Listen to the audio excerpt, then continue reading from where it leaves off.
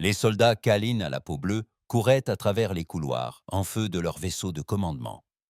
Des explosions secouaient le vaisseau, tandis que les chasseurs Vortak déchiraient au entier sa coque avec leurs rayons d'énergie. Le capitaine Nico pressa sa main contre une blessure sanglante au bras en atteignant la passerelle. « Rapport d'étape !» cria-t-il pour couvrir le bruit des alarmes. « 3 autres vaisseaux détruits, monsieur !» répondit son officier de communication d'une voix tremblante. « Les Vortak brisent notre flotte de défense comme du papier. Nous avons perdu 60% de nos forces en seulement 2 heures. » Nico observa l'écran tactique. Des points rouges représentant les navires ennemis entouraient les quelques points bleus restant de la flotte Kalin. Les paisibles navires marchands et d'exploration de son peuple ne faisaient pas le poids face aux machines de guerre de l'Empire Vortak. Sur l'écran principal, il vit un autre croiseur Kalin exploser dans une boule de feu.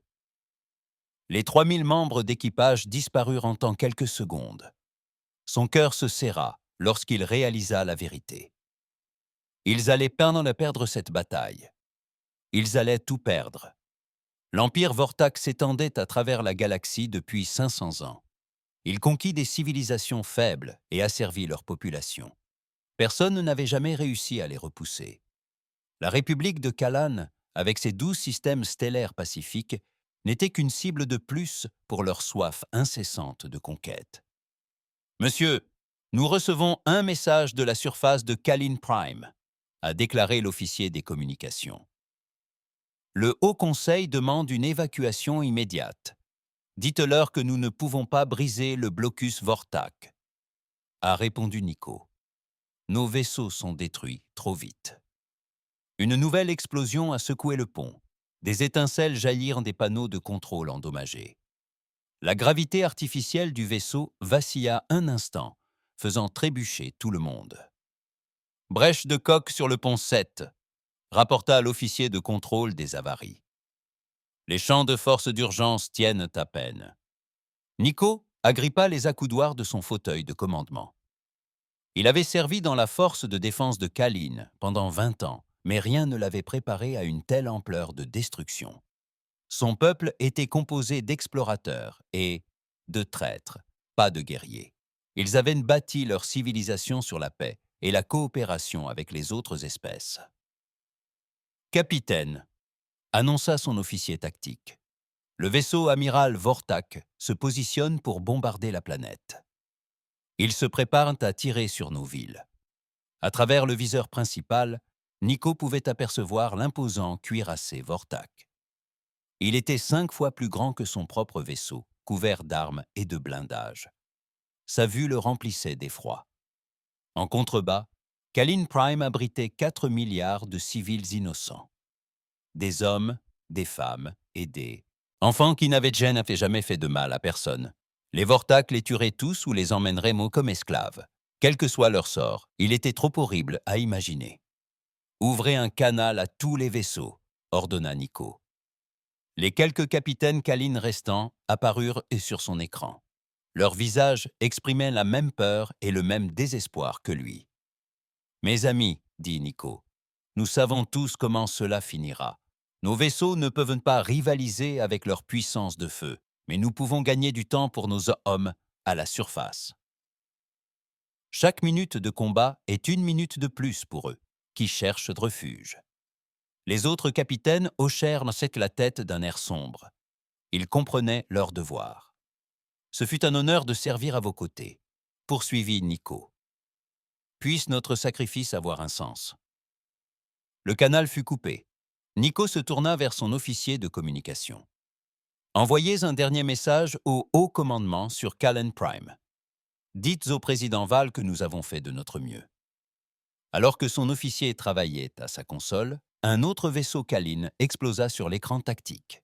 Il ne restait que 8 vaisseaux de la flotte initiale de 40.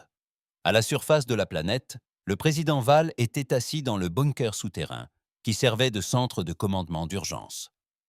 Des rapports arrivaient de toute la planète. Les forces terrestres de Vortak avaient débarqué dans 12 grandes villes. Leurs soldats étaient des tueurs impitoyables, sans pitié pour les civils. Monsieur le Président, dit son assistant, le capitaine Nico envoie son rapport final. La flotte de défense est détruite. Le bombardement orbital va bientôt commencer. Val ferma les yeux.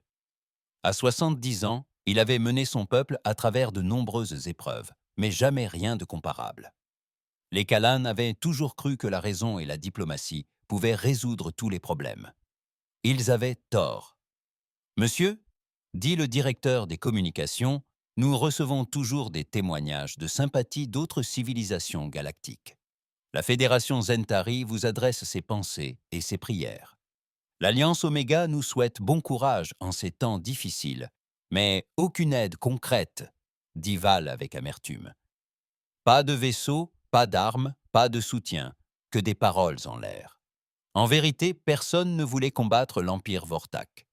Toutes les grandes puissances de la galaxie avaient décidé qu'il valait mieux rester neutre plutôt que de risquer leur propre destruction. Le peuple kalien était seul. Monsieur le Président, poursuivit le directeur de la communication, j'ai une autre idée. Nous pourrions lancer un appel de détresse générale sur toutes les fréquences d'urgence, pas seulement au gouvernement, mais à tous ceux qui pourraient nous écouter. Val la regarda avec des yeux fatigués.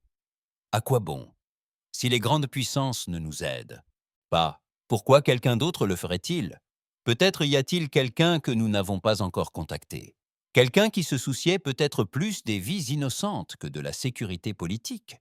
Val réfléchit un instant. Au-dessus d'eux, il entendait au loin le bruit des explosions des bombes Vortax qui s'abattaient sur sa capitale. Son peuple mourait. Il devait tout tenter.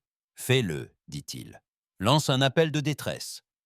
Raconte à la galaxie ce qui se passe ici. La directrice des communications travaillait rapidement à sa console. En quelques minutes, elle avait préparé un message qui serait diffusé sur toutes les fréquences connues de la galaxie. Enregistrement, Monsieur le Président. Val se leva et fit face à l'enregistreur. Il pensa à ces 4 milliards de citoyens qui comptaient compter sur lui. Il pensa aux enfants cachés dans les sous-sols, tandis que les soldats ennemis les recherchaient. Ici le président Val de la République de Kalin, commença-t-il. Nous sommes attaqués par l'Empire Vortak. Notre flotte de défense a été détruite. Nos villes brûlent. Dans quelques heures, notre civilisation cessera d'exister. Nous demandons à toute espèce capable de fournir une assistance militaire de bien vouloir nous aider. Nous n'avons commis aucun crime contre qui que ce soit. Nous aspirons seulement à vivre en paix. Si quelqu'un croit que la vie des innocents compte, qu'il nous aide. Le temps presse. Le message a été envoyé. Il traversa la galaxie à la vitesse de la lumière, atteignant les stations de surveillance de milliers de mondes. La plupart des gouvernements qui le reçurent le classèrent et l'oublièrent. Les puissances galactiques avaient déjà pris leurs décisions, mais sur une petite planète bleue, dans un système dont les grandes civilisations ignoraient à peine l'existence, le message fut reçu par la station de surveillance spatiale profonde 7 de la Terre. Le commandant Blake terminait son service de nuit lorsque la transmission extraterrestre parvint à son équipement. Blake surveillait les communications spatiales depuis 5 ans. Il avait entendu des messages de dizaines d'espèces extraterrestres, mais jamais rien de tel. Le désespoir dans la voix du chef extraterrestre était perceptible, même à travers le logiciel de traduction. Il transmit immédiatement le message au commandement de la défense terrestre. En moins d'1 heure, il avait atteint les plus hautes sphères du gouvernement humain. Le Conseil de défense de la Terre a convoqué une réunion d'urgence. L'amiral Hayes était assis à la table de conférence avec les autres chefs militaires. Ils avaient tous entendu à plusieurs reprises l'appel de détresse de Kalin. « Messieurs, » a déclaré le secrétaire à la Défense Morgan, « nous avons une décision à prendre. Allons-nous répondre à cet appel à l'aide? Nous ne savons presque rien de la politique galactique, a déclaré le général Parker. S'impliquer dans une guerre extraterrestre pourrait être dangereux pour la Terre. Mais pouvons-nous vraiment rester là sans rien faire, pendant que des innocents sont massacrés? A demandé l'amiral Hayes. Le message disait que 4 milliards de civils étaient en danger. La salle s'est effondrée. Silencieux, chacun comprenait l'importance de la décision. La Terre venait tout juste de se développer à une vitesse supérieure à celle de la lumière. Ils étaient nouveaux dans la communauté galactique et n'avaient pas encore établi de contact avec la plupart des civilisations extraterrestres. Que savons-nous d'elles? Fortac, demanda le secrétaire Morgan. Le directeur du renseignement Collins ouvrit un dossier. Pas grand-chose. Il semble être un empire militaire en expansion depuis des siècles. Ils asservissent les populations conquises et dépouillent les planètes de leurs ressources. De l'avis général, ils sont extrêmement dangereux. Et les Kalines, une civilisation commerçante pacifique. 12. Système stellaire. Des humanoïdes majoritairement herbivores. Aucun antécédent d'agression ou de guerre. Ils semblent être exactement ce que prétend leur président, des victimes innocentes. L'amiral Hayes s'est levé. J'ai passé toute ma carrière à préparer les défenses de la Terre. Nous avons construit nos flottes pour protéger des vies innocentes. Si nous n'utilisons pas ces flottes pour aider les autres lorsqu'ils en ont désespérément besoin, à quoi bon? Le débat se poursuivit pendant 1 heure. Finalement, le secrétaire Morgan demanda un vote. La décision était serrée, mais l'humanité choisit d'agir. 2 jours plus tard, l'amiral Hayes se tenait sur le pont de son vaisseau amiral, l'UES Défiant. Autour de lui, 11 autres vaisseaux de guerre terriens se préparaient à la première mission militaire interstellaire de l'humanité. La flotte était petite comparée aux grandes puissances galactiques, mais chaque vaisseau était bâti sur des siècles d'expérience militaire humaine. Cap sur le système Kalin, ordonna Hayes. Vitesse maximale. Alors que la flotte s'élançait vers des voyages plus rapides que la lumière, Hayes se demandait s'ils arriveraient à temps pour faire la différence. Le message de Kalin était désespéré, et c'était il y a 3 jours. Pour, autant qu'il sache, la bataille était déjà terminée. Mais l'amiral Hayes était déterminé à essayer. L'humanité avait répondu. L'appel. Appel de détresse galactique répondu. Par la flotte de guerre terrestre. Partie 2. Sous-estimation et arrivée. Le général suprême Rex de l'Empire Vortac se tenait dans sa salle de commandement à bord de l'imposant vaisseau de conquête Dark Thunder. La passerelle était baignée de rouge. Des lumières et le bruit de ses officiers coordonnant l'assaut final sur Callen Prime. À travers l'immense hublot, il pouvait voir la planète, brûlée en contrebas. Général, son officier de renseignement s'approcha avec un datapad. « Nous avons intercepté. » Des communications indiquant que quelqu'un avait répondu au signal de détresse des Callen. Rex tourna sa silhouette massive vers l'officier. Les Vortac étaient une race de guerriers, mesurant 2,50 m, avec une peau grise épaisse et des muscles puissants. Leurs visages étaient marqués par les combats rituels, et leurs yeux brillaient de rouge dans la faible lumière de leur « Des vaisseaux, explique-moi », demanda Rex d'une voix grave et menaçante. Une espèce appelée les humains, originaire d'une planète nommée Terre. Ils semblent envoyer des vaisseaux militaires pour aider les Callen. Rex rit, un rire semblable à du métal grinçant. Des humains? Je n'en ai jamais entendu parler. Montre-moi ce que contiennent nos bases de données à ce sujet. Espèce. L'officier des renseignements activa un écran holographique. Une petite planète bleue apparut, tournant lentement. Des données défilèrent à côté, en texte Vortac. Il s'agit d'une espèce récemment contactée, général. Civilisation monoplanétaire. Ils ont atteint la vitesse de la lumière il y a seulement 50 ans. Aucune victoire militaire n'a été enregistrée dans les conflits galactiques. Leur technologie paraît primitive comparée aux puissances galactiques établies. Rex observa l'écran avec amusement. Combien de vaisseaux envoient-ils? Nos capteurs longue portée détectent 12 vaisseaux en approche du système. 12 vaisseaux? Rex rit de nouveau. Pour affronter notre flotte de conquête de 200 vaisseaux, ces humains doivent être soit très courageux, soit très stupides. Son officier tactique s'avança. Général, Devrions-nous rediriger nos forces pour contrer cette menace? Menace? Les yeux rouges de Rex brillaient de moquerie. Envoyez l'escadron de patrouille Sept intercepter ces humains. Demandez au commandant Vex de les détruire rapidement. Je ne veux pas que ce léger désagrément retarde notre programme de conquête. Oui, général. Tandis que ses officiers transmettaient leurs ordres, Rex se retourna pour observer le bombardement de Kalin Prime. Les vaisseaux humains ne méritaient même pas son attention. En 500 ans de conquête, l'Empire Vortak n'avait jamais été sérieusement mis à mal par aucune espèce. Ces nouveaux venus allaient compter et comprendre pourquoi. Pendant ce temps, dans les bunkers souterrains de Kalin Prime, le président Val recevait une nouvelle qui lui insufflait un élan d'espoir. Le Kalan avait 2 cœurs, et tous deux battaient rapidement, tandis qu'il traitait l'information.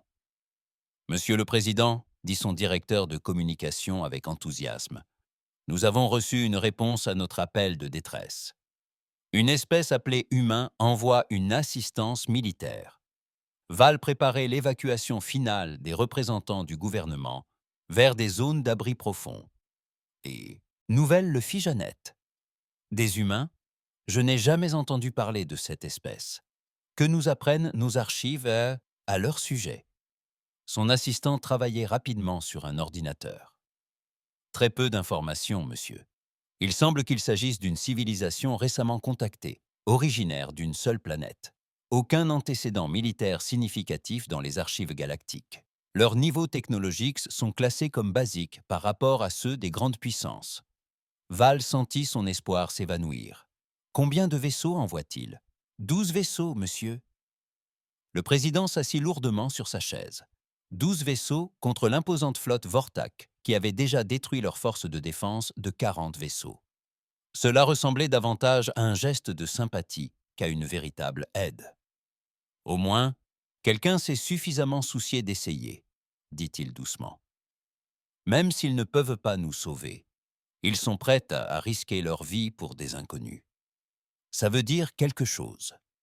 Loin au-dessus de la planète, l'espace autour de Kalin Prime était rempli de débris de vaisseaux détruits. Des chasseurs Vortak patrouillaient la zone, à la recherche des derniers vaisseaux Kalin. Les rares survivants de la flotte de défense se cachaient dans des champs d'astéroïdes ou derrière les planètes et les lunes. Le vaisseau du capitaine Nico était l'un des 3 derniers vaisseaux Kalin encore opérationnels. Son équipage de passerelle était réduit de moitié et son système de survie était en panne. Ils utilisaient le champ magnétique de la planète pour se cacher des capteurs de Vortak. Capitaine, son officier de communication rapporta. Je détecte de nouvelles signatures de vaisseaux entrant dans le système. La configuration ne correspond à aucune conception Vortak ou Kalin connue. Nico observa son écran tactique. 12 nouveaux contacts approchaient depuis la périphérie du système. Les vaisseaux se déplaçaient en formation serrée lors de son affichage tactique. 12 nouveaux contacts approchaient lentement des confins du système. Ils se déplaçaient en formation serrée, se dirigeant droit vers la flotte Vortak. Seraient-ce les humains dont le président Val avait parlé dans sa dernière transmission? C'est possible, monsieur, mais 12 vaisseaux contre toute la flotte de conquête Vortak? Ils seront détruits en quelques minutes. Nico observait le spectacle avec des sentiments mitigés. Il était reconnaissant que quelqu'un ait répondu à son appel, mais il ne voulait pas voir d'autres braves gens mourir inutilement. L'amiral Hayes se tenait sur le pont de l'UES Défiante, tandis que sa flotte abandonnait son voyage à vitesse supérieure à la lumière aux confins du système Kalin. Le spectacle qui les accueillit le serra de colère. Le magnifique monde bleu de Kalin Prime était recouvert de fumée et de feu. Des débris orbitaux emplissaient l'espace, autour de la planète. Les débris de vaisseaux détruits dérivaient partout, témoignage de la bataille qui avait déjà eu lieu. « Rapport tactique », ordonna Hayes. Le lieutenant-commandant Davis travaillait à son poste. « Monsieur, je compte environ 200 vaisseaux Vortax dans le système. Ils ont établi un blocus complet autour de la planète. Je détecte également ce qui semble être un bombardement orbital continu des centres de population. » Hayes sentit ses poings se serrer. Il avait servi dans la force de défense terrienne pendant 25 ans, combattant les pirates et les espèces hostiles qui menaçaient les colonies humaines.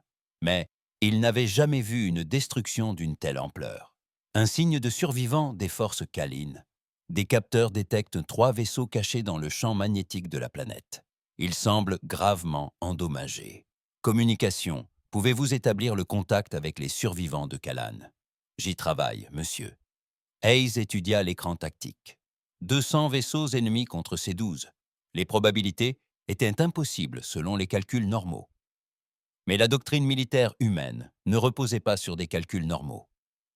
Monsieur, rapporta l'officier des communications, j'ai contacté un vaisseau Kaline. Leur capitaine souhaite vous parler. Le visage du capitaine Nico apparut sur l'écran principal. L'extraterrestre à la peau bleue semblait épuisé et blessé, mais son regard exprimait sa détermination. « Amiral Hayes, dit Nico, je suis le capitaine Nico de la force de défense Kaline.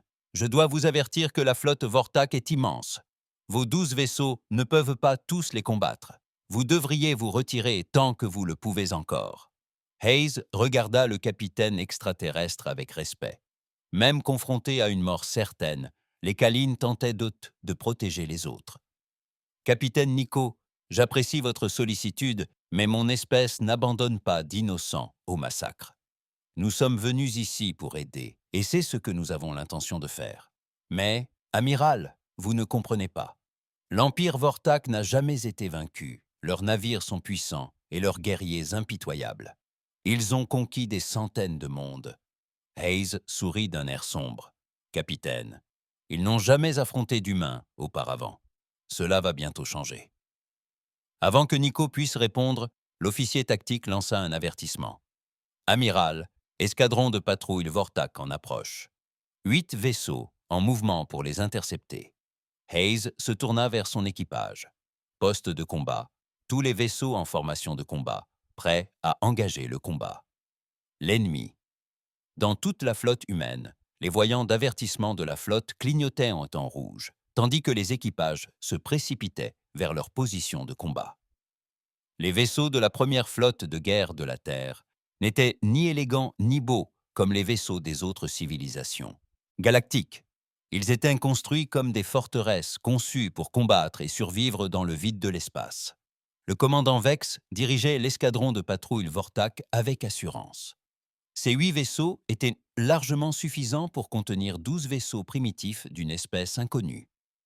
Les Vortak avaient affronté d'innombrables ennemis au fil des siècles, et aucun ne leur avait jamais posé de véritables défis. Vex ordonna de viser le plus grand vaisseau humain. Détruisez-le d'abord pour briser leur morale. Les vaisseaux Vortak ouvrirent le feu avec leurs armes énergétiques. Des faisceaux de plasma rouge traversèrent de l'espace en direction de la flotte humaine. La suite choqua tous les observateurs du système. Les vaisseaux humains ne cherchèrent ni à esquiver, ni à fuir. Au lieu de cela, ils foncèrent droit sur l'escadron Vortak, leur épais blindage absorbant les tirs ennemis.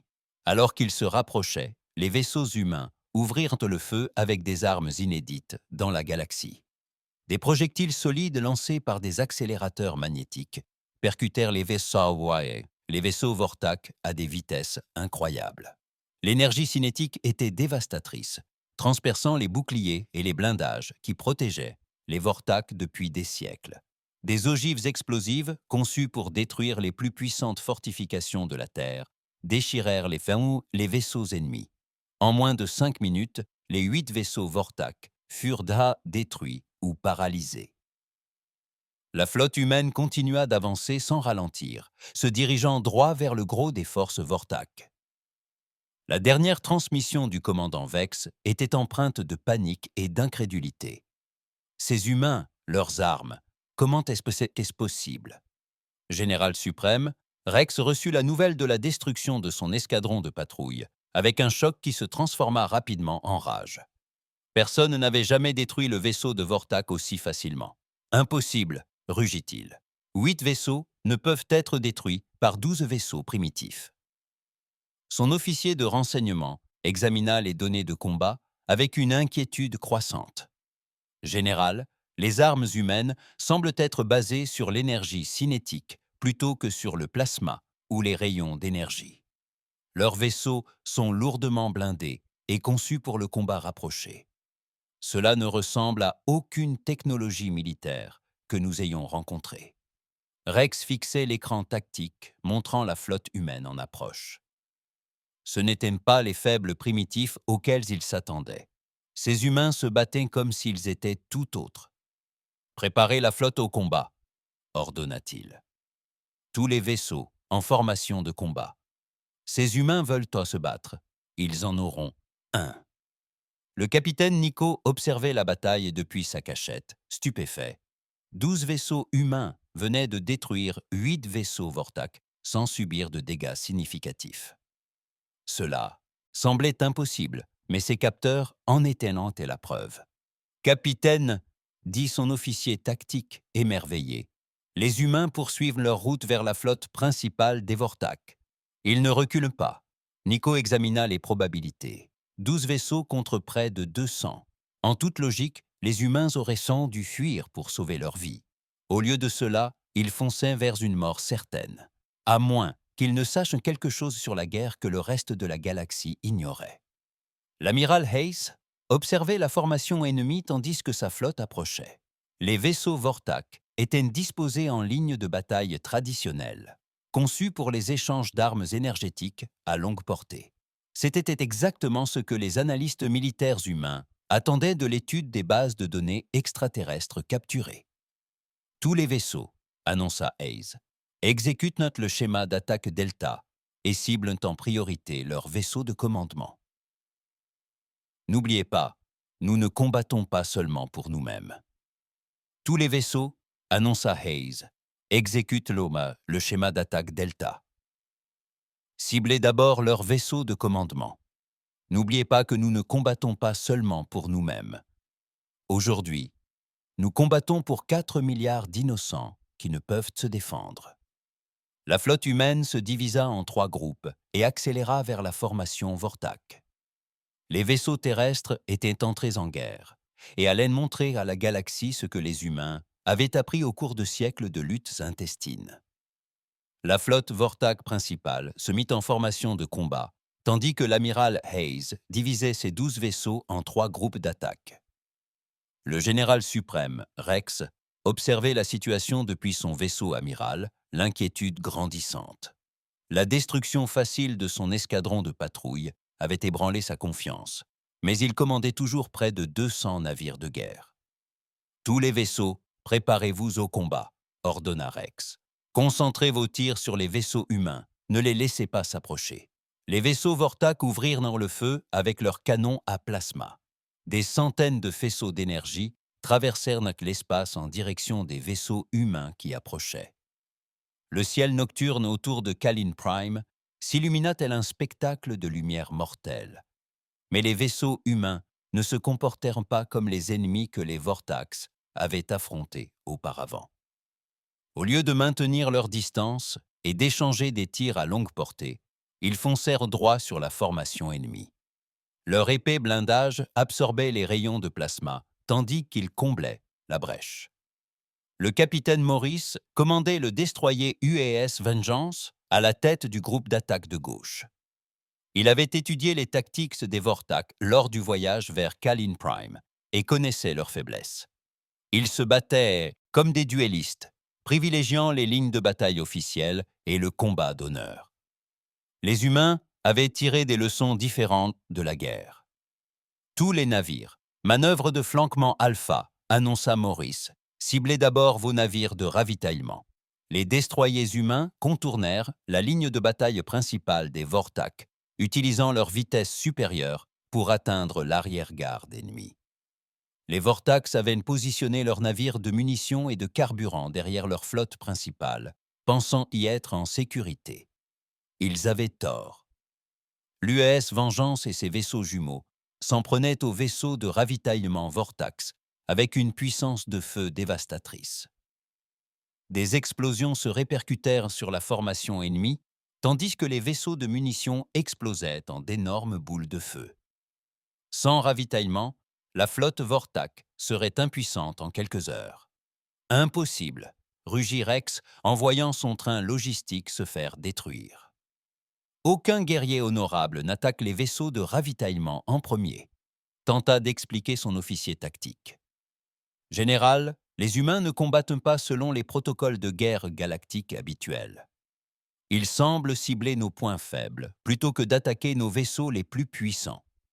Rex n'avait jamais rencontré de telle tactique. En 500 ans de conquête, les Vortax avaient toujours affronté des ennemis qui combattaient, avec honneur et courage. Ils affrontaient la force avec force, navire contre navire, dans de glorieuses batailles. Ces humains se battaient, comme des animaux. Pendant ce temps, l'amiral Hayes menait le groupe central directement sur le vaisseau amiral des Vortac. L'imposant dreadnought ennemi était 3 fois plus grand que l'UES Défiant, hérissé d'armes et de blindages. Cela aurait dû être une cible impossible pour un seul croiseur humain. « Monsieur », annonça le capitaine de corvette Davis, « le vaisseau amiral ennemi lance des chasseurs. » Des centaines de petits vaisseaux d'attaque Vortax jaillirent des hangars du dreadnought. Ils se ruèrent sur les vaisseaux humains, tels des insectes furieux, leurs pilotes avides de gloire en combat singulier. « Déployez nos chasseurs », ordonna Hayes. « Montrez-leur comment les pilotes terriens gèrent avant tout les combats aériens. » Les chasseurs humains, lancés depuis leur porte-avions, étaient peut-être plus petits et moins élégants que les vaisseaux Vortac. Mais ils étaient pilotés par des pilotes entraînés dans le ciel mortel de la Terre, où le combat aérien avait été perfectionné au cours de 2 guerres mondiales et d'innombrables conflits de moindre envergure. La bataille spatiale devint un chaos de vaisseaux spatiaux tortueux et tournoyants. Les pilotes Vortax tentèrent d'engager les humains dans un combat singulier, honorable. Mais les chasseurs terriens travaillèrent en équipe coordonnée. Ils utilisèrent des tactiques développées dans l'atmosphère de leur planète natale, où la survie comptait plus que la gloire. « Attaque ça 2 contre 1 », annonça le chef d'escadrille Johnson à la radio. « Pas de combats équitables. Nous ne sommes pas ici pour prouver notre courage. Nous sommes ici pour gagner. » Les combattants humains ont percé les escadrons Vortac avec une efficacité impitoyable. Ils ont utilisé des attaques coordonnées, des tactiques de frappe et même des attaques béliers lorsque leurs munitions étaient moins faibles. En moins de 30 minutes, l'espace autour du vaisseau amiral fut rempli des débris des chasseurs Vortac détruits. Sur le flanc droit, le commandant Price menait le 3e groupe d'attaque humain contre l'escadron de croiseurs Vortac. Les vaisseaux ennemis tentèrent de maintenir leur formation de combat, mais les humains n'avaient aucune intention de livrer un combat traditionnel. L'UES Thunder et ses escortes doublèrent les croiseurs Vortac, puis firent brusquement demi-tour et attaquèrent par derrière. Les vaisseaux ennemis durent faire demi-tour pour faire face à cette nouvelle menace, exposant leurs flancs aux autres groupes humains. « Visez leurs moteurs », ordonna Price. « Désactivez-les. Ne les détruisez pas encore. » Les armes humaines ciblèrent les systèmes de propulsion Vortac avec une précision chirurgicale. Les vaisseaux se retrouvèrent paralysés, les uns après les autres, incapables de manœuvrer ou de battre en retraite. Ils étaient toujours dangereux, mais leur mobilité était compromise. Rex assista à la destruction systématique de sa flotte et ne comprit pas ce qui se passait. Ces humains se sont battus sans honneur, sans dignité, sans aucun respect pour les traditions de la guerre galactique. Le général, son officier de communication, a rapporté « Nous recevons des demandes de reddition de 12 de nos croiseurs. Ils sont hors d'état de nuire et demandent quartier. » Reddition? Rex pouvait à peine prononcer le mot. Les guerriers Vortax ne se rendent pas. Dites-leur de se battre jusqu'à la mort. Mais Les officiers commençaient à douter de leur commandant. Ils n'avaient jamais vu des vaisseaux Vortax détruits aussi facilement. Les humains semblaient anticiper chaque mouvement, contrer chaque tactique et exploiter chaque faiblesse. Le capitaine Nico observait la bataille depuis sa cachette derrière la lune de Callan Prime. Ses capteurs parvenaient à peine à suivre les vaisseaux humains rapides qui déchiraient la formation Vortac. « Capitaine », son officier tactique s'exclama avec stupeur. « Les humains ont détruit ou neutralisé plus de 60 vaisseaux Vortak en moins de 2 heures. Leurs pertes sont minimes. Nico n'en croyait pas ses yeux. Le puissant empire Vortak, conquérant de centaines de mondes, était vaincu par 12 vaisseaux d'une espèce inconnue. Comment était-ce possible? Se demanda-t-il. À la surface de Callan Prime, le président Vile recevait les rapports de la bataille spatiale avec un espoir et une stupéfaction grandissants. Les humains ne combattaient pas seulement les Vortak, ils gagnaient. « Monsieur le Président, dit son assistant avec enthousiasme, nos observateurs rapportent que la flotte humaine a percé la ligne de bataille des Vortax. Les vaisseaux ennemis sont en pleine retraite. » Val sentit les larmes lui monter aux yeux. Après des jours de désespoir à voir son peuple mourir et sa civilisation brûler, l'espoir renaît enfin. Mais la bataille des Ciela n'est pas encore terminée. Rex réalisa que ses tactiques traditionnelles étaient inefficaces face à ces guerriers humains. S'il voulait gagner, il devait changer d'approche. « Tous les vaisseaux, annonça-t-il, abandonnèrent le combat en formation, encercler les vaisseaux humains, utiliser notre nombre pour les submerger. » Les vaisseaux Vortak restants quittèrent leur ligne de bataille et commencèrent à encercler la flotte humaine. Ils ne pouvaient rivaliser avec les tactiques humaines, mais leur supériorité numérique était toujours présente. S'ils parvenaient à piéger les vaisseaux humains et à attaquer de tous côtés, ils pourraient encore l'emporter. L'amiral Hayes vit l'ennemi changer de tactique et sourit d'un air sombre. Les Vortak s'apprenaient, mais ils continuaient à penser comme des extraterrestres, n'ayant jamais affronté une espèce qui vivait et respirait la guerre. Mais ils pensaient encore comme des extraterrestres, n'ayant jamais affronté une espèce qui vivait et respirait la guerre. « Tous les vaisseaux, annonça Hayes, adoptez une formation défensive, Charlie. Montrez-leur pourquoi les humains ont survécu en tant que prédateurs sur leur planète natale. » Les 12 vaisseaux humains formèrent une formation sphérique serrée, les vaisseaux les plus lourds à l'extérieur et leurs porteurs protégés au centre. Alors que les vaisseaux Vortak approchaient de toutes parts, les humains ont tiré une autre leçon de l'histoire sanglante de la Terre. Encerclés et dépassés en nombre, les humains n'ont pas paniqué. Ils sont devenus plus dangereux. Les vaisseaux humains ont tiré simultanément dans toutes les directions, leurs ordinateurs de ciblage traquant des dizaines de vaisseaux ennemis. Leurs armes avaient été conçues pour pénétrer les défenses terrestres les plus solides. Et l'armure Vortak offrait une protection limitée. L'espace autour de la flotte humaine devint un champ de bataille. Tout vaisseau Vortak à portée était détruit ou paralysé en quelques secondes. Les humains se battaient comme une meute de loups encerclés par des moutons.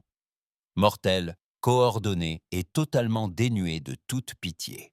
« Impossible !» hurla Rex en voyant exploser une autre escadre de ses vaisseaux. Ils ne sont que 12. Son officier de renseignement étudiait les données de combat avec une horreur grandissante. « Général, j'analyse leur schéma de combat. Ces humains ne se battent pas comme n'importe quelle espèce galactique connue. Leurs tactiques sont impitoyables.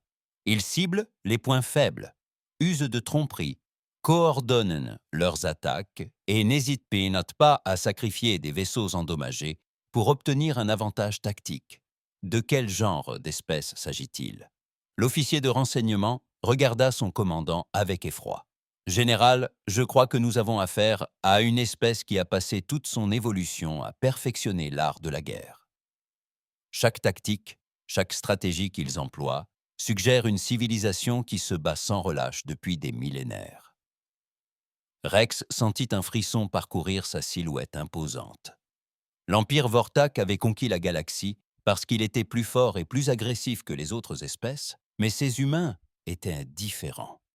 Ils n'étaient pas que des guerriers. C'étaient des guerriers suprêmes. La bataille continua 1 heure encore, mais l'issue ne faisait plus aucun doute. La flotte Vortak était systématiquement détruite par un ennemi qui combattait avec une habileté et une cruauté jamais rencontrées. Le capitaine Morris mena ses destroyers dans un assaut final contre les croiseurs Vortak restants. Les vaisseaux ennemis tentèrent de battre en retraite, mais les humains les poursuivirent sans relâche. « Monsieur !» cria son officier tactique. « Le vaisseau amiral ennemi tente de quitter le système. » Maurice observa l'imposant cuirassé Vortak qui tentait de s'échapper du combat. Il pensa aux 4 milliards d'innocents de Kalin, Prime, qui avaient souffert sous les bombardements Vortax. Tous les vaisseaux poursuivaient le vaisseau amiral, ne le laissez pas s'échapper. Ces monstres sont venus ici pour assassiner des innocents. Ils ne peuvent fuir lorsque le combat tourne contre eux. La flotte humaine abandonna les restes affaiblis des forces Vortak et se lança à la poursuite du vaisseau amiral de Rex. Le grand Dreadnought était rapide, mais les vaisseaux humains étaient plus rapides et plus manœuvrables. L'amiral Hayes ouvrit un canal de communication avec le commandant Vortak en fuite. « Général suprême Rex », dit Hayes d'une voix glaciale et meurtrière. « Vous êtes venu dans ce système pour massacrer des innocents. Vous avez détruit leur flotte de défense et bombardé leur ville. Maintenant, vous voulez fuir comme un lâche face à une réelle opposition. » Le visage de Rex apparut à l'écran, déformé par la rage et la peur. « Tu ne connais rien à l'honneur, humain. Tu te bats comme des bêtes. » Hayes sourit sans chaleur. « Tu as raison. Nous nous battons comme des bêtes. Nous sommes les bêtes qui ont rampé hors des cavernes et conquis notre planète entière. Nous sommes les bêtes qui ont fait de la guerre une science. Et maintenant, tu vas apprendre pourquoi toutes les espèces prédatrices de l'histoire de la Terre ont appris à nous craindre. » La flotte humaine se rapprochait du vaisseau amiral Vortak, telle une meute de chasseurs encerclant sa proie. La nouvelle de la défaite du général suprême Rex parvint sur la planète natale des Vortak 3 jours plus tard. L'empereur Kane, assis sur son trône de métal noir, écoutait les rapports été avec une rage grandissante. Le souverain imposant de l'empire Vortak n'avait pas ressenti la peur depuis 200 ans. Mais ces humains avaient accompli l'impossible. Expliquez-moi comment Rex a pu perdre 200 vaisseaux face à 12 vaisseaux primitifs, exigea Kain, sa voix résonnant dans la salle du trône. Le ministre de la guerre Drax tremblait en présentant son rapport. « Votre Majesté, les humains ne combattaient selon aucun protocole de guerre galactique connu.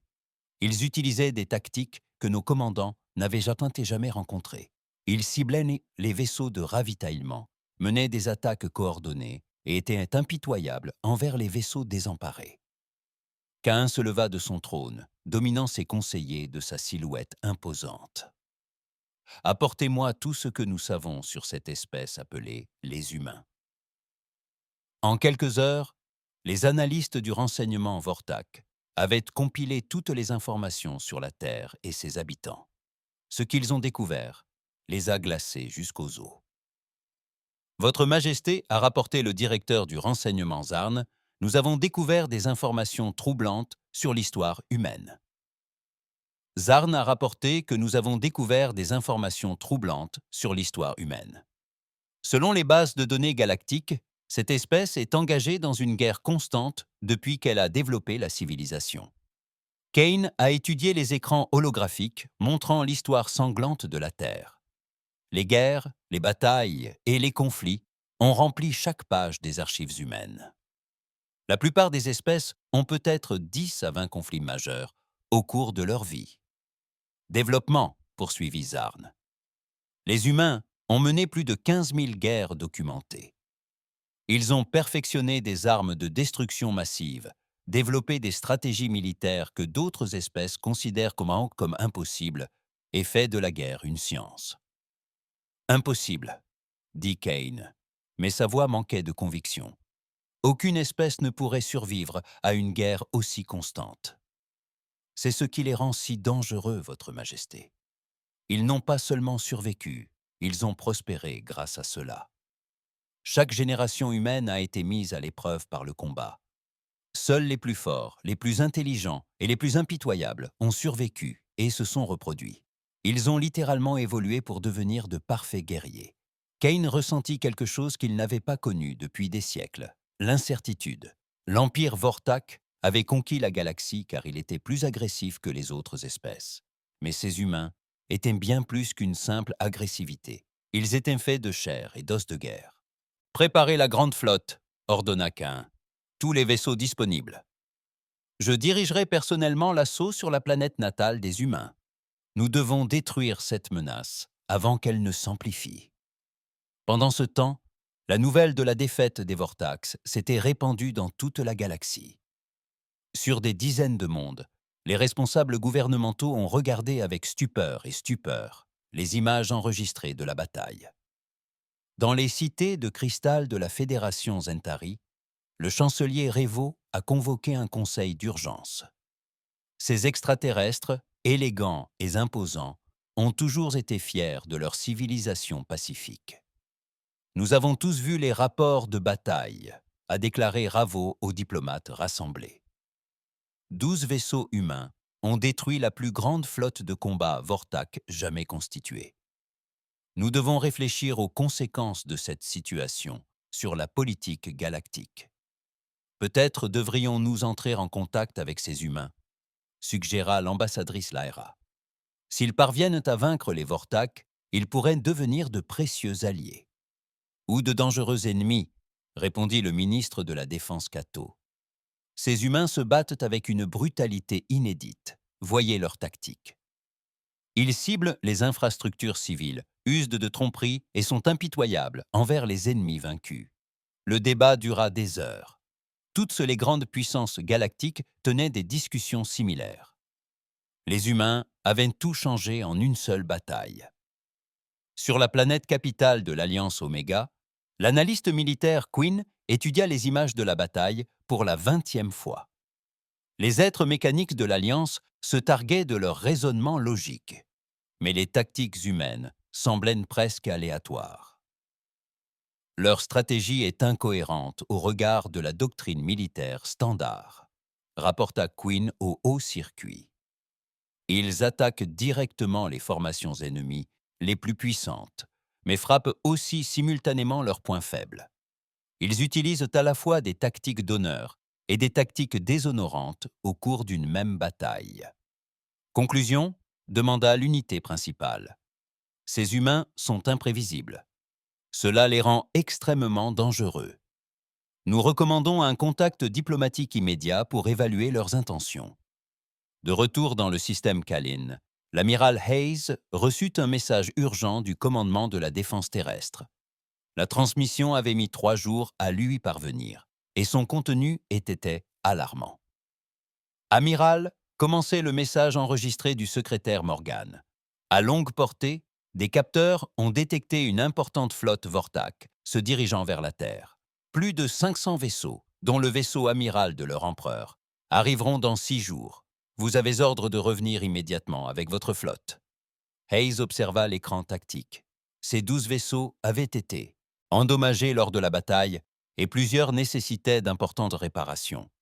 Mais la Terre était en danger et il ne pouvait abandonner sa planète natale. Monsieur, le lieutenant-commandant Davis l'a contacté. Le gouvernement Kalin a proposé son aide pour la réparation de nos vaisseaux. Il souhaite nous aider de toutes les manières possibles. Hayes hocha la tête. Le président Vale avait déjà exprimé la gratitude de son peuple, mais Hayes fut surpris par l'offre d'assistance militaire. Dites au président Vale que nous apprécions son offre, mais que nous ne pouvons pas demander aux Kalin de risquer leur vie dans notre guerre. En fait, monsieur, poursuivit Davis, le président Vale souhaite vous parler personnellement. Quelques minutes plus tard, le chef Kalin à la peau bleue apparut sur l'écran principal. Son expression était déterminée et résolue. Amiral Hayes, dit Bale, mon peuple a envers vous une dette irréparable. Vous avez sauvé 4 milliards de vies innocentes, alors que personne ne voulait nous aider. Maintenant, votre monde est en danger, et nous voulons vous aider. Hayes fut touché par cette proposition, mais il se devait d'être réaliste. Monsieur le Président, je vous en suis reconnaissant, mais la flotte Kalin n'a pas été conçue pour le combat. Vous enverriez vos hommes à la mort. Amiral, vous avez raison, nous ne sommes pas des guerriers, mais nous sommes d'excellents ingénieurs et techniciens. Nos chantiers navals peuvent réparer vos navires plus rapidement que n'importe quelle autre installation du secteur. Plus important encore, nous avons analysé vos armes et vos tactiques.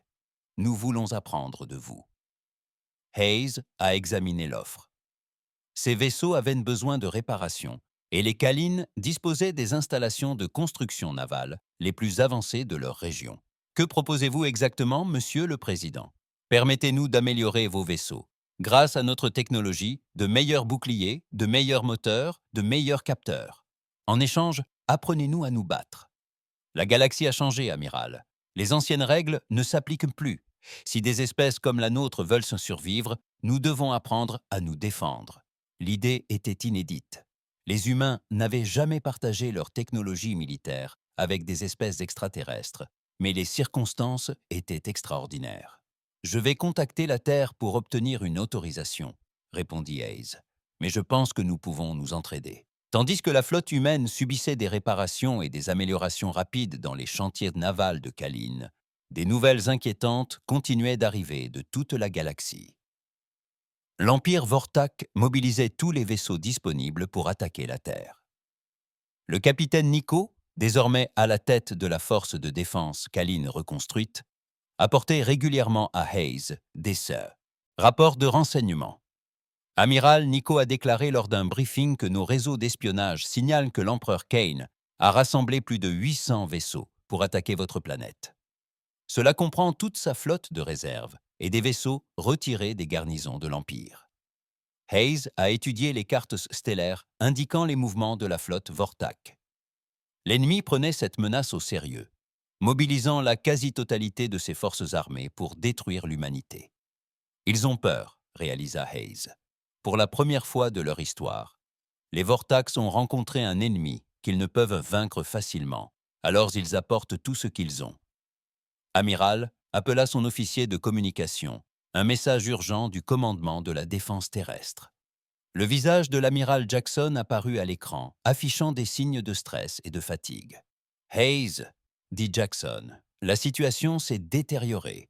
Des éclaireurs à longue portée signalent que la flotte Vortak est plus importante que nous le pensions initialement. Plus de 1000 vaisseaux se dirigent vers la Terre. Nous évacuons les populations civiles des colonies extérieures et nous préparons à un siège. » Hayes sentit son cœur se serrer. Même avec sa flotte modernisée, 12 vaisseaux ne pourraient arrêter 1000 vaisseaux ennemis.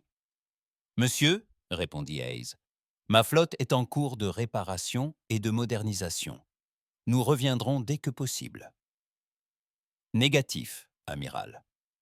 De nouveaux ordres sont arrivés du Conseil de défense. Vous devez rester dans le système Kalin et vous préparer à une retraite militaire. Si la Terre tombe, vous serez la seule force militaire restante de l'humanité. La transmission prit fin, laissant Hayes face à un écran vide. L'idée d'abandonner la Terre était impensable, mais il en comprenait la logique. Si les Vortak détruisaient tous les vaisseaux humains en une seule bataille, l'humanité serait sans défense. Le président Val apparut dans la salle de préparation de Hayes, 1 heure plus tard. Le chef Kalin semblait troublé, mais déterminé.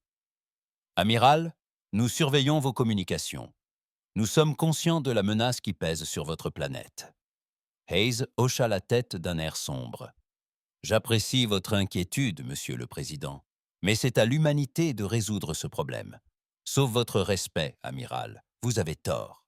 L'Empire Vortak menace toutes les espèces libres de la galaxie. S'ils détruisent la Terre, ils seront plus forts que jamais.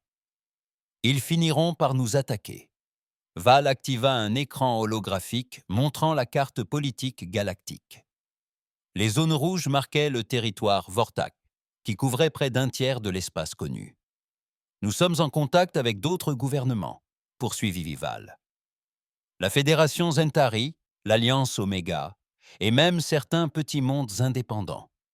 Tout le monde observe attentivement l'attaque des Vortax sur la Messiah, Terre. Et si l'humanité tombe, toutes les autres espèces sauront que toute résistance est vaine. Les Vortak auront prouvé que même les meilleurs guerriers de la galaxie ne peuvent pas les arrêter. Mais si la Terre survit, Hayes commença à comprendre que d'autres espèces pourraient trouver le courage de résister. Exactement. Amiral, nous avons une proposition. La République Kalan demande officiellement à se joindre à votre défense de la Terre en tant qu'allié militaire. Hayes était stupéfait. « Monsieur Président, vous demandez à votre peuple de se battre dans une bataille qu'il ne peut probablement pas gagner. L'expression de Val était résolue. « Amiral, il y a 3 jours, mon peuple a frôlé l'extinction. Vous nous avez sauvés alors que personne d'autre ne voulait nous aider. Maintenant, c'est à notre tour de nous lever. Avec vous, la galaxie nous observe et l'histoire se souviendra de nos choix en ce moment. » Par la fenêtre de la salle de préparation de Hayes, il pouvait voir les chantiers navals de Kalin s'affairer frénétiquement à réparer les vaisseaux humains. Des ingénieurs des deux espèces travaillaient côte à côte, partageant technologie et savoir.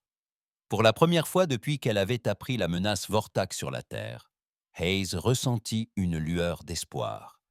L'humanité ne serait pas seule face à cette bataille. La guerre pour la galaxie allait commencer. L'imposante flotte d'invasion Vortak abandonna son voyage à vitesse supérieure à la lumière aux confins du système solaire terrestre. Plus de 1000 vaisseaux de guerre, dont l'Éternelle Conquête, vaisseau amiral de l'empereur Kane, occupaient dans l'espace entre Mars et Jupiter. La plus grande force militaire jamais rassemblée dans l'histoire galactique était venue détruire la planète natale de l'humanité. Debout sur sa passerelle, l'empereur Kane observait la planète bleue qui avait donné naissance à de si dangereux guerriers. La Terre paraissait paisible de loin, mais Kane savait qu'il valait mieux ne pas sous-estimer ces humains. « Lancez l'assaut !» ordonna Kane. « Détruisez d'abord leurs défenses orbitales, puis bombardez leur principale ville. Je veux que cette espèce disparaisse de l'existence. » Mais alors que la flotte Vortak avançait vers la Terre, elle fit face à un événement inattendu.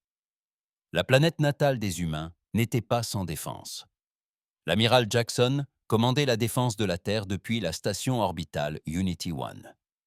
Autour de lui, des centaines de vaisseaux de guerre humains occupaient des positions défensives à travers le système solaire. L'ensemble de la force de défense terrienne avait été mobilisé, ainsi que des vaisseaux des flottes coloniales et de la marine marchande. « Monsieur, » rapporta le capitaine Williams, « des capteurs à longue portée détectent l'approche de la flotte Vortak, plus de 1000 navires, comme l'avaient prédit les renseignements. » Jackson hocha la tête d'un air sombre. Même avec tous les vaisseaux humains disponibles, ils étaient toujours en infériorité numérique de 3 contre 1. Mais les défenseurs de la Terre avaient passé des semaines à se préparer pour ce moment. Tous les navires exécutant le plan défensif Omega Jackson Broadcast. Rappelez-vous que nous ne nous battons pas seulement pour la Terre. Nous nous battons pour chaque espèce libre de la galaxie. La bataille de la Terre a commencé près de la ceinture d'astéroïdes. Des stations minières humaines avaient été transformées en plateformes d'armement. Leurs équipements industriels se sont transformés en canons à rails massifs. Alors que la flotte Vortak avançait, elle se heurtait à un mur de projectiles cinétiques lancés depuis ses forteresses improvisées. Kane vit des dizaines de ces vaisseaux subir les dégâts des défenses de l'astéroïde. Les humains avaient transformé tout leur système solaire en plateforme d'armement. Impressionnant, admit Kane. Mais les astéroïdes ne peuvent arrêter l'Empire Vortak. Sa flotte traversa la ceinture d'astéroïdes, détruisant les stations minières une à une. Les défenses humaines se replièrent vers Mars, où une autre surprise les attendait. Les chantiers navals orbitaux de la planète rouge travaillaient frénétiquement depuis des semaines, produisant non seulement de nouveaux vaisseaux de guerre, mais aussi des milliers de drones automatisés. Alors que la flotte Vortak approchait de Mars, des essaims de chasseurs sans pilote furent lancés depuis des bases dissimulées à la surface de la planète. « Que sont-ils » demanda Kane, tandis que ses capteurs détectaient l'approche des essaims de drones. « De petits vaisseaux automatisés, Votre Majesté », rapporta son officier tactique. Chacun semble transporter une seule grosse ogive. Kane comprit la vérité trop tard. Les humains avaient construit des drones suicides, chacun conçu pour percuter les vaisseaux Vortak et les faire exploser. C'était une tactique si impitoyable que même les Vortaks n'y avaient jamais pensé. Des centaines de drones s'écrasèrent sur la flotte d'invasion. Chaque explosion était faible, mais il y en avait des milliers. Les vaisseaux Vortak trouvèrent leurs boucliers surchargés et leurs blindages fissurés par l'assaut incessant. « Barbare !» rugit Kane. Ils utilisent des machines pour se battre comme des fous furieux. Mais le pire était à venir. Alors que la flotte Vortak se regroupait près de Mars, l'espace lui-même semblait s'animer de tirs d'armes. Des vaisseaux humains surgirent de leurs cachettes un peu partout. Le système solaire, derrière des astéroïdes, à l'ombre des lunes, même enfouis dans les anneaux de glace de Jupiter. L'amiral Jackson avait transformé le système solaire tout entier en piège. Les humains ne livrèrent-on pas une seule grande bataille. Au lieu de cela, ils ont eu recours à des attaques éclairs, des embuscades et une guérilla à l'échelle galactique. Les vaisseaux Vortak se sont retrouvés attaqués de multiples directions, incapables de former des lignes de bataille dignes de ce nom. Ils sont partout, rapporta le commandant de la flotte de Kane. Nous ne pouvons pas établir de formation lorsque l'ennemi refuse de livrer une bataille digne de ce nom. Kane commença à comprendre ce que ses agents de renseignement avaient tenté de lui dire. Ces humains ne se battaient-ils pas comme les autres espèces. Ils n'avaient aucune notion d'honneur à la guerre. Ils utilisaient tous les coups bas, toutes les tactiques sournoises, toutes les stratégies impitoyables imaginables. Et ça fonctionnait. La bataille fit rage pendant 3 jours, à travers tout le système solaire. Lentement, mais sûrement, la flotte Vortak s'affaiblissait. Les pertes humaines étaient lourdes, mais les défenseurs avaient transformé leur système d'origine en un véritable hachoir à viande qui dévorait les vaisseaux ennemis plus vite que Kane ne pouvait les remplacer. Le 3e jour, l'arrivée de renforts changea tout. L'amiral Hayes et sa flotte modernisée quittèrent leur Wawakakant leur voyage à vitesse supérieure, à la lumière près de la Terre, suivi d'un spectacle inattendu. 50 vaisseaux de guerre Kalain, coques étincelantes de nouveaux blindages et armes, étaient venus combattre aux côtés de l'humanité. Ici l'amiral Hayes au commandement de la défense de la Terre, annonça Hayes. La cavalerie est arrivée. Derrière les flottes humaines et Kalain arrivaient d'autres vaisseaux. La Fédération Zentari avait envoyé un escadron de ses vaisseaux les plus sophistiqués. L'Alliance Oméga a fourni ses puissants drones porteurs. Même les plus petits mondes indépendants avaient envoyé leurs vaisseaux disponibles. Pour la première fois dans l'histoire galactique, plusieurs espèces s'étaient unies pour combattre l'Empire Vortak. Kane contempla sa démonstration tactique avec incrédulité. Les humains avaient réussi à convaincre d'autres espèces de se joindre à leur guerre. La galaxie s'unissait contre lui. « Impossible !» murmura Kane. « Personne n'avait jamais réussi à former une alliance contre l'Empire Vortak. »« Votre Majesté, » dit doucement son officier de renseignement, « c'est peut-être parce que personne n'avait jamais donné à la galaxie l'espoir de vaincre les Vortak. » L'arrivée de la flotte alliée fit basculer la bataille de manière décisive contre les Vortak. Les vaisseaux humains se coordonnèrent avec les vaisseaux extraterrestres, partageant tactiques et données de cible. Les Kalain fournirent boucliers et capteurs avancés, tandis que les Zentari contribuèrent à la mise en place de puissantes armes énergétiques. Les drones de l'Alliance Oméga envahirent l'espace tels des sauterelles mécaniques, submergeant les défenses Vortax. L'amiral Hayes mena l'assaut final contre le vaisseau amiral de Kane. L'Eternal Conquest était le plus grand navire de guerre jamais construit, hérissé d'armes et protégé par des boucliers inviolables. « Tous les navires doivent concentrer leurs tirs sur le vaisseau amiral ennemi, » ordonna Hayes. « Abattez leur empereur. » La flotte alliée combinée concentra son attaque sur l'imposant cuirassé de Kane. Armes cinétiques humaines, canons à plasma Kalan et rayons d'énergie Zentari frappèrent le vaisseau simultanément. Même le puissant Conquête éternelle ne put résister à une telle puissance de feu concentré. Kane sentit son vaisseau trembler sous l'assaut. Pour la première fois de sa longue vie, l'empereur Vortak se retrouvait face à la possibilité d'une défaite. « Monseigneur, » son officier tactique rapporta que nos boucliers sont défaillants. Des brèches dans la coque de plusieurs ponts nous obligent à évacuer. « Non, » rugit Kane. « L'Empire Vortak ne recule pas. Nous combattons jusqu'à la mort. » Mais son équipage avait perdu foi en son empereur. Des capsules de sauvetage commencèrent à décoller du vaisseau amiral, tandis que les officiers Vortak abandonnaient leur chef. Kane vit son empire s'effondrer autour de lui, les vaisseaux se rendant les uns après les autres, ou fuyant la bataille. L'amiral Hayes ouvrit un canal de communication avec le vaisseau amiral endommagé. « Empereur Kane, dit Hayes, votre flotte est vaincue, votre empire est brisé. Rendez-vous maintenant et épargnez les vies de votre équipage restant. » Kane apparut à l'écran, sa silhouette massive ensanglantée et marquée par la bataille, ses yeux rouges brûlants de haine et de défaite. « Tu crois avoir gagné, humain ?» grogna Kane. « Mais vous n'avez fait que vous faire des ennemis de toutes les espèces guerrières de la galaxie. Ils verront ce que vous nous avez fait et s'uniront contre vous. » Hayes regarda l'empereur extraterrestre avec une détermination glaciale. « Qu'ils essayent. Mais ils trouveront ce que vous avez trouvé. L'humanité protège les innocents, et nous ne cesserons jamais de combattre ceux qui s'attaquent aux faibles. » Le vaisseau amiral de Kane explosa dans une boule de feu, emportant avec lui l'empereur Vortak. Les vaisseaux ennemis restants se dispersèrent, fuyant vers leur territoire d'origine. La bataille de la Terre était terminée. Au lendemain de l'attaque, des représentants de dizaines d'espèces se rassemblèrent à la Station Unity, au-dessus de la Terre. La victoire sur les Vortax avait provoqué une onde de choc dans toute la galaxie. L'Empire qui semblait invincible avait été brisé par une coalition de mondes libres. Le président Chen de la Terre s'adressa aux délégués.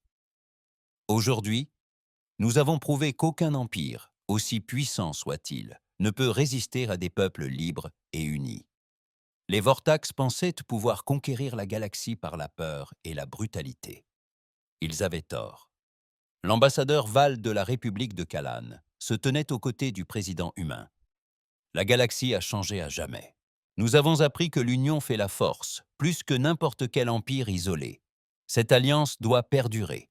Une à une, les espèces rassemblées ont signé le traité de la Terre, créant l'Alliance de défense galactique. L'humanité prit sa place comme membre fondateur, respectée et crainte dans tout l'espace connu. L'Empire Vortak s'effondra lentement au cours des mois suivants. Privé de son empereur et sa flotte principale détruite, les territoires Vortak restants sombrèrent dans la guerre civile. D'anciens mondes esclavagistes se rebellèrent et obtinrent leur liberté. Un règne de terreur de 500 ans prit enfin fin. L'amiral Hayes se tenait sur le pont d'observation de la Station Unity, observant les vaisseaux de construction construire de nouvelles plateformes défensives autour de la Terre. La planète ne serait plus jamais prise au dépourvu par une attaque. Le capitaine Nico le rejoignit à la fenêtre. L'officier Kalan était devenu un ami proche au cours de leur lutte commune. « Amiral, dit Nico, la galaxie a envers l'humanité une dette irréparable. Vous avez répondu à notre appel alors que personne d'autre ne voulait nous aider. » Hayes sourit et secoua la tête. « Nous n'avons pas sauvé la galaxie seuls, capitaine. Il nous a fallu tous travailler ensemble. C'est là la véritable leçon. Aucune espèce n'est assez forte pour résister à la tyrannie, mais des peuples unis et libres peuvent vaincre n'importe quelle menace. » À l'extérieur de la station, des vaisseaux venus de dizaines de mondes patrouillaient le système solaire. Les humains travaillaient aux côtés des extraterrestres, partageant technologie et savoir. La galaxie avait trouvé un nouvel espoir dans l'alliance forgée au fil des combats. L'ère de l'Empire Vortak était révolue. L'ère de l'Alliance de défense galactique avait commencé. Et au centre de tout cela se trouvait une petite planète bleue dont les habitants avaient refusé de laisser des innocents mourir seuls dans l'obscurité de l'espace. La Terre avait répondu à l'appel, et la galaxie ne serait plus jamais la même.